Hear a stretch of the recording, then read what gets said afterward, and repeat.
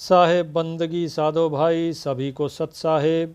सतगुरु ज्ञान Ganga YouTube channel पे कबीर साहेब की वाणी में आपका स्वागत है। कबीर साहेब का जो आज का शब्द है वो तब का है जब उनका वार्तालाप हुआ गोरखनाथ जी से। तो गोरखनाथ जी के कुछ प्रश्न थे, कबीर साहिब ने उनके उत्तर दिए। तो उसी में सतगुरु जी क्या कहते हैं कि अवधू भजन भेद है न्यारा। जब गोरखनाथ जी प्रश्न करते हैं कि हम योगी हैं, क्या योग जरूरी नहीं?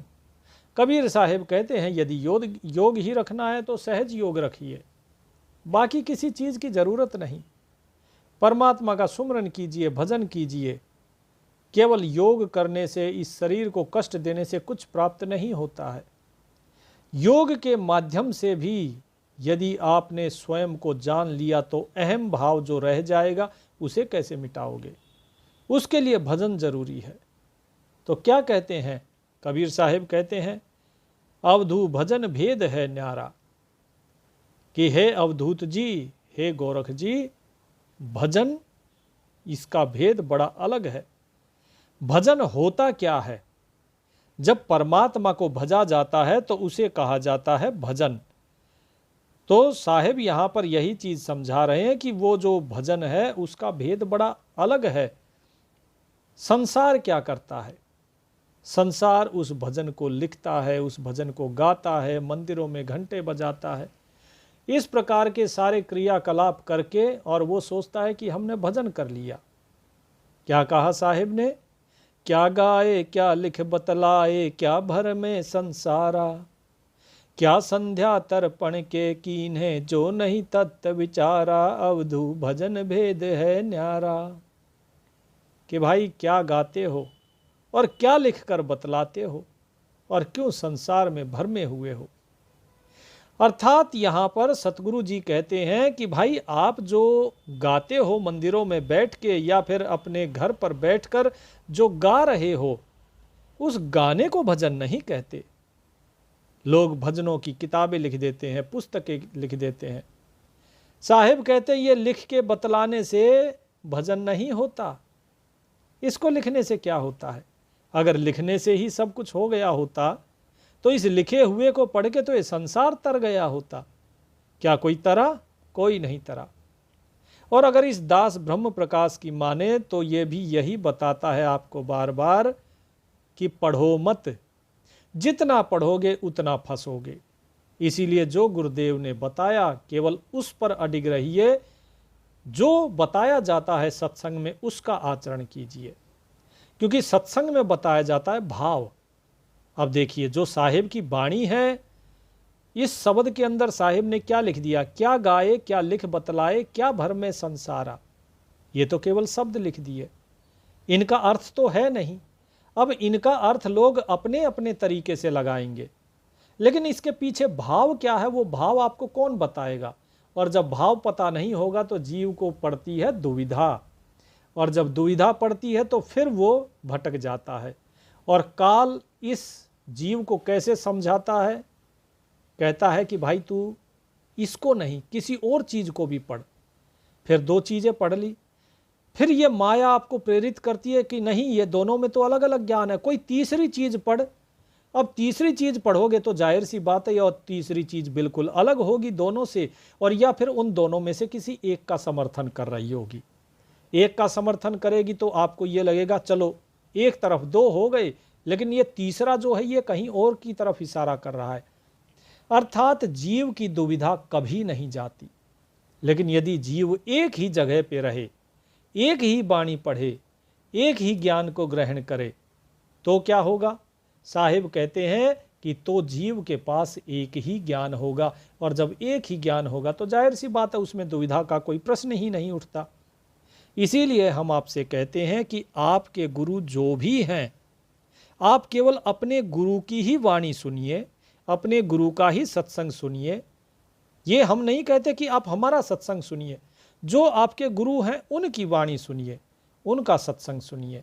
अन्यथा इस संसार में भ्रम में घूमते रह जाओगे। जो साहिब कहते हैं क्या गाए क्या लिख बतलावे, क्या भ्रमे संसारा, कि इस संसार में क्यों भ्रम रहे हो। और जो भ्रम में पड़ जाता है फिर वो भ्रमण करने लग जाता है संसार में, आज यहाँ है, कल वहाँ है, परसों कहीं है, क्योंकि वो उस खोज को पूरी करना चाहता है जिस खोज के लिए वो घर से निकला है। वो उसे खोजता है घर के बाहर इस संसार में। लेकिन साहिब क्या कहते हैं, क्या संध्या तर्पण के कीने जो नहीं तत्व विचारा, कि भाई ये संध्या तर्पण करके कोई लाभ नहीं है। कि भाई संध्या हो गई तो संध्या को बहुत से लोग जो हैं सूर्य देव को अर्पण करते हैं जल। सुबह सुबह सूर्य उगता है, जब सुबह अर्पण करते हैं तो सुबह शाम जो जल अर्पण किया जाता है, साहिब कहते हैं बोले इससे कोई लाभ नहीं होगा, संसार में भ्रमते रहो, कोई लाभ नहीं होगा। क्यों? जो नहीं तत्व विचारा, यदि तुमने तत्व को नहीं विचार किया, तत्व का विचार करना बड़ा जरूरी है।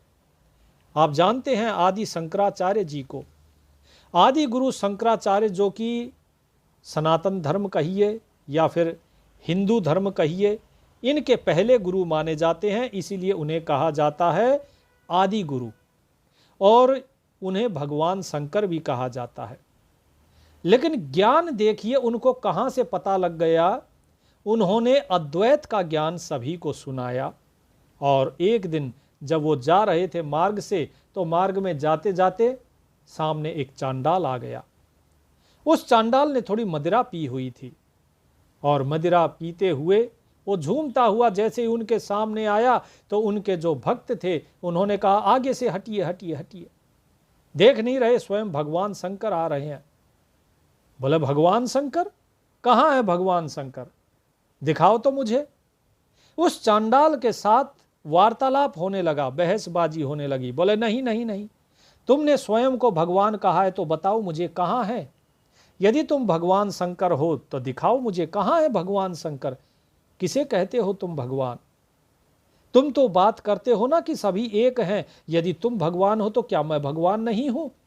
और यदि मैं भी भगवान हूं तो तुम मुझे क्यों रास्ते से हटा रहे हो?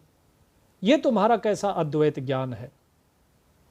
तुम जरा बताओ, अपनी तुलना मेरे से करते हुए सकुचाते हो। तो भगवान शंकर कहते हैं तुमने मदिरा पान किया हुआ है, तुम अपनी तुलना मुझसे कैसे कर सकते हो? तो उस चांडाल ने कहा कि क्या बात कर रहे हो, क्यों नहीं कर सकता मैं तुमसे अपनी मदिरा पान करने के बाद भी अपनी तुलना तुमसे? बताओ जरा बताओ, जिस हवा में तुम सांस ले रहे हो वही हवा में मैं भी सांस लेता हूं। यदि मेरे सांस लेने से ये हवा तो शुद्र नहीं हुई, और अगर इसी हवा को तुम स्वयं भी अगर ग्रहण कर रहे हो तो क्या तुम शुद्र नहीं हुए? तुम श्रेष्ठ कैसे हो गए? जिस धरती पे मैं खड़ा हूं उसी धरती पे तुम भी खड़े हो, तो बताओ फिर तुम श्रेष्ठ कैसे और मैं नीच कैसे हुआ?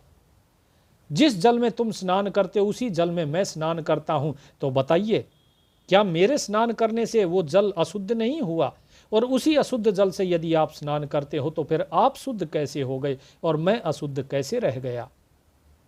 ये सारी बातें जब कर रहे थे भगवान शंकर ने सोचा, शंकराचार्य जी ने, कि भाई बात तो सही कह रहा है। तो धीरे धीरे इस प्रकार से विचार विमर्श होता रहा, और उसके बाद फिर उसी चांडाल ने कहा कि हे शंकराचार्य जी, आप जो है स्वयं को बड़ा ज्ञानी मानते हैं, लेकिन आप सिर्फ कहते हैं कि आप अद्वैत का ज्ञान दे रहे हैं, लेकिन द्वैत तो आपके अंदर भरा हुआ है। आप जानते नहीं है जिस शरीर को आप लेकर बैठे हुए हैं, अंत समय में यह शरीर मेरे ही पास आना है, और मैं ही इस शरीर की इस चिता को अग्नि दूंगा। यह शरीर मेरे ही शमशान घाट में आएगा। तब इस शरीर का क्या करोगे? ये शरीर पंच महाभूतों का बना है, जैसा शरीर मेरा है वैसा ही आपका है। जरा बताइए आपके और मेरे शरीर में क्या भेद है? फिर मैं निकृष्ट क्यों हो गया और आपके शिष्य क्यों कह रहे हैं कि आप उत्तम हैं और मैं अधम हूं? जब ये सारी बातें समझी तब शंकराचार्य जी ने अपने हाथ से त्रिशूल कमंडल नीचे रख के और उनके चरणों में प्रणाम किया और कहा कि आप वास्तव में गुरु हैं, आप वास्तव में ज्ञानी हैं, जिन्होंने मेरे इस तत्व ज्ञान को ऐसा निचोड़ दिया कि जितना मैं भी नहीं निचोड़ पाया। आज आपने सच में बताया कि वास्तविकता में अद्वैत होता क्या है। अद्वैत का ज्ञान देना और अद्वैत को समझना दोनों अलग अलग चीज़ें हैं। और यही कबीर साहब कहते हैं कि क्या संध्या तर्पण के कीने, जो नहीं तत्व विचारा। यदि तुमने उस तत्व का विचार नहीं किया तो फिर तुम्हारी ये संध्या तर्पण, ये भजन कीर्तन, ये सब व्यर्थ है, क्योंकि ये सारी चीज़ें बाहर की हैं। उसी प्रकृति ने ही सारे शरीरों को बनाया है। जीव इस शरीरों को देखता है, ये शरीर छोटा है, बड़ा है, माता है, पिता है, काला है, गोरा है, लेकिन उस तत्व को नहीं देखता जो तत्व सभी के अंदर समाया हुआ है। अलग अलग वेशभूषाएं जीव बनाता है, एक भगवा धारण कर लेता है तो वो महात्मा हो जाता है, और कोई व्यक्ति सफ़ेद वस्त्र धारण कर लेता है तो वो गृहस्थी हो जाता है। क्या केवल वस्त्र ही इस चीज़ का निर्णय करेंगे कि कौन उत्तम है कौन अधम? ज्ञान कहीं नहीं है। तो गोरखनाथ जी कहते हैं कि इससे क्या लाभ है? हम तो देखिए सन्यासी हो गए हैं, हम गृहस्थी तो है नहीं, हमने तो सब कुछ त्याग दिया। कबीर साहब कहते हैं कि तुमने मूंड मुंडाए या सिर पे जटा रखे, उससे क्या फर्क पड़ता है?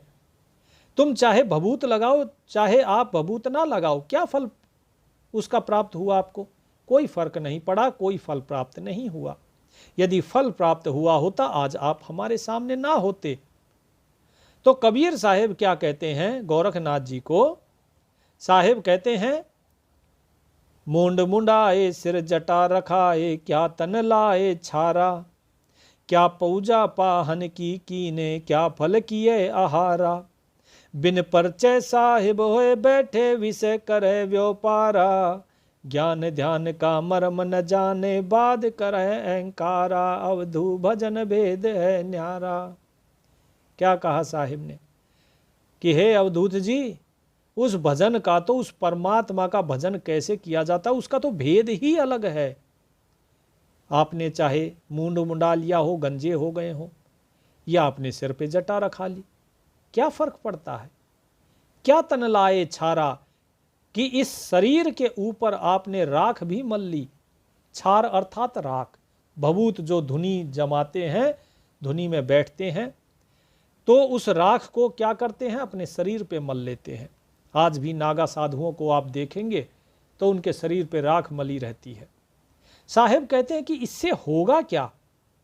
ये तन को लगाना, आपने जो छार लगाई वो तन को लगाई, मन को तो नहीं लगाई। आपने तन को विरक्त किया, मन को तो विरक्त नहीं किया। आप सन्यासी हुए तो आपने संसार को इस तन से छोड़ा, मन से तो नहीं छोड़ा। अगर मन से छोड़ा होता तो आप हमारे सामने यहां ना बैठे होते। तो उसके बाद साहिब कहते हैं, क्या पूजा पाहन की कीन है। कि लोगों को देखिए पत्थर की पूजा करते हैं, मंदिर में जाओ तो वहां पर खड़ी मूर्ति है, मस्जिद में जाओ तो वहां लेटी हुई मूर्ति है, अर्थात कब्र की बात कर रहे हैं साहिब, कि उस मजार पे चादर चढ़ाई जाती है, और मंदिर में जो मूर्ति है उसको वस्त्र पहनाए जाते हैं। साहिब कहते हैं कि इनकी पूजा करने से क्या फायदा है? क्या फल किए आहारा, कि फल का आहार तो कुछ करता नहीं है। जिसे आप भगवान कहते हो, जिसकी पूजा करते हो, उस पत्थर ने क्या कभी किसी फल का आहार किया? क्या कभी कोई भोजन पर भोग लगाया, या फिर किसी ने कुछ मांगा हो और उसने कुछ दिया हो? ना वो खाता है, ना पीता है, ना बोलता है, ना सुनता है, फिर वो भगवान कैसा हो गया? उसकी पूजा करके तुम्हें क्या प्राप्त हुआ? जो तुम्हारा आत्म देव है उससे कभी तुमने परिचय किया ही नहीं। आपने इतनी योग की, साधना की, आपके पास सिद्धियां हैं, और सिद्धियां प्राप्त करने के बाद भी आप उस परमात्मा से परिचय तो नहीं कर पाए। बिन परिचय साहेब होए बैठे, और आप स्वयं को कहते हैं गुरु गोरखनाथ, आप स्वयं को गुरु कहला बैठे हो। बिन परिचय साहेब होए बैठे, विषय करे व्यापारा, आप तो विषयों का व्यापार कर रहे हैं, अपनी रिद्धि सिद्धियां, अपनी सिद्धियां दिखा के उनका व्यापार कर रहे हैं, उससे अपना जो पेट भरने का साजो सामान इकट्ठा कर रहे हैं, चमत्कार दिखाकर, और आप गुरु बन बैठे हैं। लेकिन परमात्मा से परिचय आपका नहीं है। यदि परमात्मा से परिचय है तो बताइए मुझे। आप मेरे साथ वाद विवाद करने के लिए आए, क्योंकि मैं खंडन करता हूं पाखंड का। मैं किसी व्यक्ति विशेष का खंडन नहीं करता, मैं केवल और केवल पाखंड का खंडन करता हूँ। जो चीज़ जीव को फंसाती है इस संसार में, उस बात का खंडन करता हूँ, उस चीज़ का खंडन करता हूँ। इसीलिए साहिब क्या कहते हैं कि ज्ञान ध्यान का मर्म न जाने, बाद करे अहंकारा। न ज्ञान का मर्म जानता है जीव, न ध्यान का मर्म जानता है कि ध्यान कैसे किया जाए, कौन सा ज्ञान हमें प्राप्त करना चाहिए, कौन सा ज्ञान प्राप्त नहीं करना चाहिए। इस चीज़ का मर्म कोई नहीं जानता, लेकिन वाद विवाद करने के लिए हर कोई तैयार बैठा हुआ है। तो इसीलिए वाद विवाद नहीं करना चाहिए, जीव को मौन रहना चाहिए, क्योंकि मौन रहने पर ही उसके अंदर में वो सच्चा ज्ञान जागृत होता है। जब तक व्यक्ति वाद विवाद करता रहेगा, वो वाद विवाद क्यों करता है? यदि उसे ज्ञान है तो वो दूसरे से तर्क करता है, उसे नीचा दिखाने के लिए, ये दिखाने के लिए कि भाई देखो मुझे तुमसे ज्यादा आता है। तो इसका अर्थ क्या हुआ कि वो अहंकार में भरा हुआ है, तभी तो दूसरे को नीचा दिखाने के लिए वो वाद विवाद करता है। और जिस व्यक्ति के पास ज्ञान नहीं है, वो ज्ञान ग्रहण करने के लिए आता है, लेकिन वो वाद विवाद नहीं करता, क्योंकि वाद विवाद तो वो करेगा जिसके अंदर कुछ होगा, वो वाद विवाद नहीं करेगा। तो इसीलिए साधो भाई, ज्ञान ध्यान का मर्म न जाने, ज्ञान और ध्यान का मर्म जिसे नहीं पता, उसी के अंदर ही अहंकार होता है, वही वाद विवाद करता है। इसीलिए जो आधा घड़ा होता है, अध जल गगरी छलकत जाए, आधा घड़ा वो हमेशा छलकता है। ये दास आपको बार बार समझाता है कि जो व्यक्ति जितना ज़्यादा बोलता है, समझो उसके अंदर आधा घड़ा है, वो उसके अंदर ज्ञान पूरा नहीं है। क्योंकि ज्ञान पूरा जिसके अंदर होता है, जिस प्रकार मटका भरने के बाद बजता नहीं है, और मटका अगर खाली हो तो भी नहीं बजता है, बजता वही है जो आधा भरा हो। तो इसीलिए अपने ज्ञान को या तो पूरा भर लो मटके को, और या बिल्कुल ही खाली कर दो, और गुरु के पास बैठ के जो गुरु ज्ञान दे उस ज्ञान को ग्रहण करो, तभी बात बनती है। फिर साहिब कहते हैं, अगम अथाह महा अति गहरा, बीज न खेत निवारा, महा सो ध्यान मगन होए बैठे, काट करम की छारा। यहां पर सतगुरु जी कहते हैं साधो भाई कि अगम अथाह, जो अगम है, यानी कि जहां पर इस मन और बुद्धि की गम नहीं है, गति नहीं है, वहां तक मन और बुद्धि इंद्रियां नहीं पहुंच सकती। अथाह है यानी वो परमात्मा जो है उसकी कोई थाह नहीं है।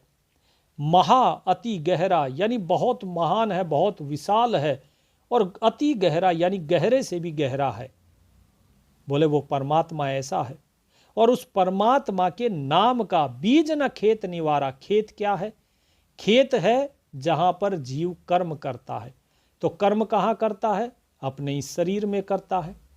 और इस शरीर में कर्म करता है तो इस शरीर के अंदर बीज डालना पड़ेगा। खेत के अंदर बीज डालेंगे तभी तो फसल उगेगी।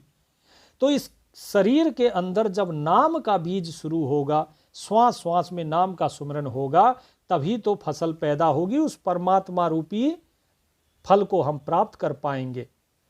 लेकिन ये जीव ऐसा कर्म नहीं करता है। वो इस नाम को छोड़ के और संसार में लगा हुआ है। साहिब कहते हैं महा सो ध्यान मगन होए बैठे। महा अर्थात मथा है। यहां पर महा की जगह मथा है। महा अर्थात जो बहुत विशाल है। सो ध्यान मगन होए बैठे यानी जिसने उस परमात्मा का ध्यान कर लिया, जिसने उस परमात्मा को मथ लिया। कैसे मथा जाएगा?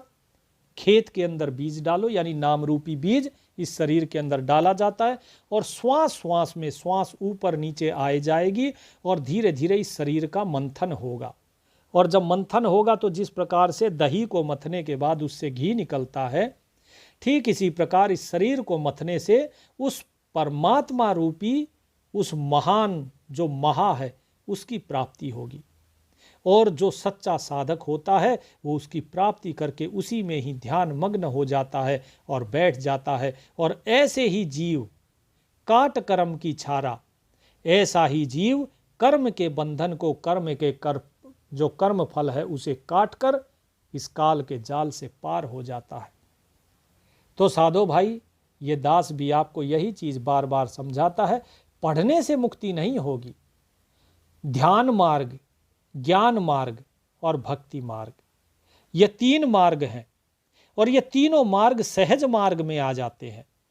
और सहज मार्ग नाम सुमरन का है, जो कि कबीर साहिब कहते हैं, सुमरन मार्ग सहज का सतगुरु दिया बताए। सतगुरु कबीर साहिब जी की जो ये वाणी है, सतगुरु ज्ञान गंगा चैनल पे आपको ये प्रतिदिन सुबह 5 बजे मिल जाती है। आप लोग भी अगर जुड़ना चाहते हैं हमारे से, तो हमारे जो डिस्क्रिप्शन है वीडियो का, उसमें लिंक दिया हुआ है व्हाट्सएप ग्रुप का, आप वहाँ पर जुड़ सकते हैं। आप वहाँ पर प्रथम विधि प्राप्त कर सकते हैं ग्रुप में, उसके बाद आपको दूसरी विधि प्राप्त होगी और उसके बाद गुरुदेव के सामने आने के बाद आपको सार नाम की तीसरी विधि प्राप्त होगी। आपको केवल सार नाम की विधि बताई जाती है। वहाँ पर सतगुरु ज्ञान गंगा व्हाट्सएप ग्रुप है, उसी का लिंक हमने इस चैनल के ग्रुप में दिया हुआ है, चैनल के डिस्क्रिप्शन में। तो साधो भाई आगे क्या कहते हैं कबीर साहिब? कबीर साहिब कहते हैं, जिनके सदा आहार अंतर में केवल तत्व विचारा। ध्यान से समझिए, यहाँ पे गोरखनाथ जी को क्या कहते हैं साहिब? जिनके सदा आहार अंतर में केवल तत्व विचारा, कहें कबीर सुनो हो गोरख तारो सहित परिवारा। अवधू भजन भेद है न्यारा, अवधू भजन भेद है न्यारा। कहते हैं कि जिनके अंदर में सदा आहार करता है, जो किस चीज का? उस तत्व का, वही तत्व जिसके ऊपर वो विचार कर रहा है, उस तत्व के विचारों का आहार। अच्छा, अभी जीव किसका आहार करता है? हमारा जो पेट है वो आहार करता है भोजन का, और जो हमारा मन है वो किस चीज़ का आहार करता है? वो करता है विचारों का। हमारी बुद्धि में भी विचार चलते हैं, लेकिन ये विचार किसके हैं? ये विचार हैं संसार के। साहिब कहते हैं कि जब इस संसार के विचार की बजाय केवल तत्व, यानी कि उस तत्व का विचार होता है। अब यहाँ पर देखिए, साहिब ने तत्व शब्द कहा है, और ये तत्व भी कह सकते थे वे, त आधा तय और वै, लेकिन उन्होंने तत्व कहा, और पहले भी उन्होंने वही चीज़ तत्व ही कहा। तो यहाँ पे तत्व जो है, इसका अर्थ तत्व भी होता है और इसका अर्थ वो आत्म तत्व से भी है। तो इसीलिए ये तत्व जो है, यही गीता में बताया गया है, ओम तत्व सत्य। तो वो जो तत्व और यहाँ पर जो कबीर साहिब ने बताया है तत्व, ये दोनों तत्व एक ही हैं। तो साहिब यही कहते हैं कि जब तक आप उस तत्व का विचार नहीं करते हो, उसका आहार नहीं करते हो, तब तक बात नहीं बनेगी। लेकिन हाँ, ये बात अवश्य है कि यदि कोई जीव केवल उस परमात्मा का आधार मान लेता है, उस परमात्मा के आश्रित हो जाता है और केवल उस तत्व का ही विचार करता है, उसी का आहार करता है, उसी के भरोसे रहते हैं, तो साहिब कहते हैं कि कहें कबीर सुनो हो गोरख तारो सहित परिवारा, कि हे गोरख जी, इस कबीर की बात सुनो। ये कबीर क्या कह रहा है? यदि कोई हमारे बताए उस तत्व का विचार कर लेता है और परिवार के साथ उसका सुमिरन करता है, तो मैं उसे कुल कुटुंब सहित, परिवार सहित उसको पार कर देता हूँ, उनका उद्धार कर देता हूँ। तो यहाँ पे साहिब गोरखनाथ जी को उस तत्व का भेद बता रहे हैं, क्योंकि वही तत्व है जिसका सुमिरन करने से जीव पार हो जाता है। और साहिब क्या कहते हैं? साहिब कहते हैं कि भाई वो जो तत्व है ना, वो कोई ऐसा नहीं है कि कोई नाम ऐसा हो कि जिसे तुम लिख सको, नहीं। जो लिखा जा सकता है वो तो मिटाया भी जा सकता है, जो बोला जा सकता है वो खत्म भी हो सकता है। तो वो जो वास्तव में नाम है वो ऐसा है जो कभी जिसका नाश नहीं होता, जिसे ना बोला जा सकता है, जिसे ना लिखा जा सकता है, जिसे ना मिटाया जा सकता है, जिसे ना पैदा किया जा सकता है। उस तत्व की, उस नाम की बात यहाँ हो रही है। तो क्या कहते हैं कबीर साहिब? कबीर साहिब भेद खोलते हैं गोरखनाथ जी को और क्या कहते हैं, अवधू अंचर हूँ सो न्यारा, कि हे अवधूत जी वो अक्षर है। शर वो होता है जिसका नाश हो जाए, और अक्षर अंछर यहां पे कहिए साहिब ने, अक्षर हूं सो नारा, यानी कि जो शरण से परे है, जो नाश से परे है, उस शब्द की यहां बात कही है साहिब ने कि वो नाम वो न्यारा है, इन सभी संसार के नामों से न्यारा है। और तुम चाहे कुछ भी करो, तुम्हारे ये सब करने से उस नाम की प्राप्ति नहीं होगी। क्या कहते हैं कबीर साहिब, जो तुम पवना गगन चढ़ा वो करो गुफा में वासा, गगना पवना दोनों बिन से कह गय जोग तुम्हारा, गगना मध्य ज्योति झलके पानी मध्य तारा, घट गे नीर बिगस गे तारा निकर गयो के द्वारा, मेरुदंड पर डार दुलीचे जोग नितारी लाया, सोई सुमेर पर खाक उड़ानी कच्चा जोग कमाया, इंगला बिन से पिंगला बिन से सुख मन नाड़ी, जब उन मन की तारी टूटे तब कहाँ रहे सुरत तुम्हारी, अद्वैत वैराग कठिन है भाई अटके मुनिवर जोगी, अंछर लो की गम बतावे सो है मुक्ति विरोगी, कहें अरु अकह दो ते न्यारा सत्य असत्य के पारा, कहें कबीर ताहि लख जोगी उतर जाव भव पारा। क्या कहा साहिब ने, देखिए पूरा भेद बता दिया यहाँ पे गोरखनाथ जी को कि हे गोरखनाथ जी, हे अवधूत जी, हे योगी जी, सुनो, तुम क्या करते हो, पवन चढ़ाते हो गगन में कपाल में, और कहते हो कि भाई हम गुफा में जाके ध्यान करेंगे। तुम गुफा में वास करो, तुम गगन में पवन चढ़ाओ, तुम कुछ भी करो, लेकिन जिस दिन तुम्हारे ये शरीर नष्ट होगा उस दिन तुम्हारी गगन भी नष्ट और तुम्हारा पवन भी नष्ट, तो तुम्हारा योग कहाँ गया बताओ। जिस प्रकार गगन के अंदर चंद्रमा की ज्योति झलकती है, और जो पानी है, पानी जो नीचे होता है मटके में, उस पानी के अंदर उसका प्रतिबिंब दिखाई देता है, लेकिन जब वो मटके का पानी अगर खत्म हो जाए तो बताओ तारा कहाँ गया, वो भी तो खत्म हो गया। ठीक इसी प्रकार तुम कहते हो तुम्हारे शरीर के अंदर तुमने इसको पा लिया उसको पा लिया, लेकिन जब शरीर ही नष्ट हो जाएगा तो किसको पाओगे, तो बताओ कहाँ गया वो सब जिसे तुमने पाया था, वो तो किस द्वार से निकला बताओ, क्या तुम बता सकते हो, नहीं। मेरुदंड पर मार दुलैची जोग ने तारी लाया, सोई सुमेर पर खाक उड़ानी कच्चा जोग कमाया, कि भाई तुम अपना मेरुदंड के ऊपर बैठ के अपनी आलती पालती मारकर और जोग ने तारी लाया अपनी सुषमना को ऊपर चढ़ाते हो, इस कपाल अपनी सूरत जो है सूरत को चढ़ाकर, और तुम ये सोचते हो कि हाँ जी हम तो सुमेर पर चढ़ गए। बोले ये तुम्हारा कच्चा जोग है, उससे तुमने जो भी प्रकाश देगा, जो भी धुन सुनी, वो सब कच्चा जोग है। तो हे योगी जी, ये सब कच्चा खेल है, क्योंकि तुम केवल शरीर में भटक रहे हो।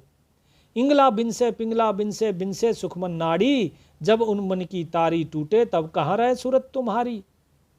तुम्हारी इंगला पिंगला सुषमना नाड़ी, जब ये सब का विनाश हो जाएगा, तुम्हारी जो उन्मुनी समाधि लगी है जब ये टूट जाएगी, तब बताओ तुम्हारी सूरत कहाँ रहेगी। क्योंकि तुम्हारी सूरत अभी भी उस शब्द के साथ, उस परमात्मा के साथ तुम्हारी शब्द अभी तक एक हुई ही नहीं है।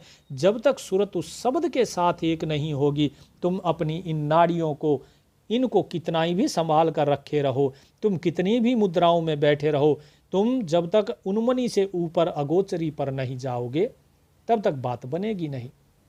इसीलिए साहिब कहते हैं कि अद्वैत वैराग कठिन है भाई अटके मुनिवर जोगी, कि ये जो वैराग है ना, कौन सा, अद्वैत का।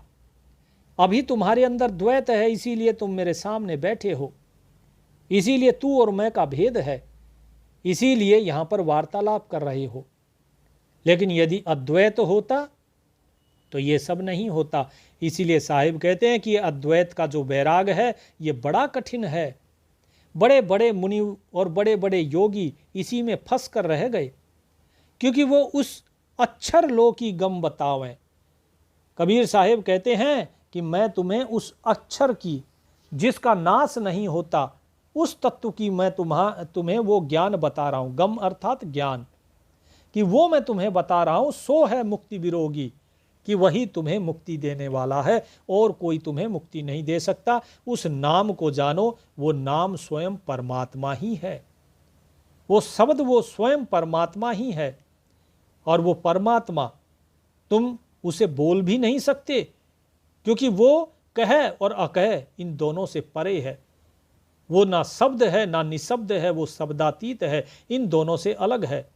सत्य असत्य वो दोनों के परे है, क्योंकि रावण भी वही है और राम भी वही है, कृष्ण भी वही है और कंस भी वही है। कंस या रावण के अंदर कोई और दूसरी सत्ता नहीं थी, सबके अंदर वही एक सत्ता काबिज है, उसके अलावा और कोई है ही नहीं। तो सत्य और असत्य इन दोनों के परे है वो। सत्य और असत्य का निर्णय इस संसार के संसारी लोग करते हैं, लेकिन जिसने उसे पा लिया वो सत्य और असत्य इन दोनों के परे हो जाता है। तो साहिब क्या कहते हैं, कहें कबीर ताहि लख जोगी, उतर जाओ भव पारा, कि हे जोगी जी, हे गोरख जी, उस सत्य को लखिए, उस नाम को जानो, उसे पहचानो, उसे देखो। अगर उसे जान गए तो भव सागर से पार हो जाओगे। तो साधो भाई, यहाँ पर कबीर साहेब गोरखनाथ जी को ये सारा भेद बताते हैं, जो भेद इस दास ने आपको बताया है। तो आप सभी भी इस भेद को जानिए, समझिए और इस पर आचरण कीजिए, अपना कल्याण कीजिए। आप में से यदि कोई साधो भाई हमसे जुड़ना चाहते हैं तो वीडियो के डिस्क्रिप्शन में लिंक दिया है व्हाट्सएप ग्रुप का, उससे आप हमारे जो ग्रुप है सतगुरु ज्ञान गंगा, उसमें जुड़ सकते हैं। परमात्मा सभी का कल्याण करें।